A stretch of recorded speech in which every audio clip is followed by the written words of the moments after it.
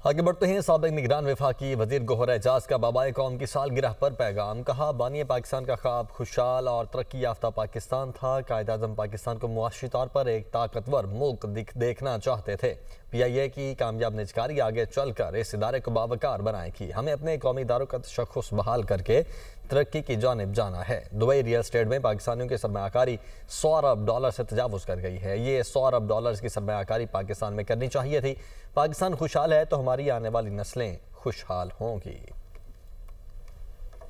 आगे बढ़ते हैं। साबिक निगरान वफाकी वजीर गोहर एजाज का बाबाए कौम की सालगिरह पर पैगाम। कहा, बानी पाकिस्तान का ख्वाब खुशहाल और तरक्की याफ्ता पाकिस्तान था। कायद आज़म पाकिस्तान को मुआशी तौर पर एक ताकतवर मुल्क देखना चाहते थे। PIA की कामयाब निजकारी आगे चलकर इस इदारे को बावकार बनाएगी। हमें अपने कौमी इदारों का तशख़्ख़ुस बहाल करके तरक्की की जानिब जाना है। दुबई रियल एस्टेट में पाकिस्तानियों की सरमायाकारी $100 अरब से तजावुज़ कर गई है। ये $100 अरब की सरमायाकारी पाकिस्तान में करनी चाहिए थी। पाकिस्तान खुशहाल है तो हमारी आने वाली नस्लें खुशहाल होंगी।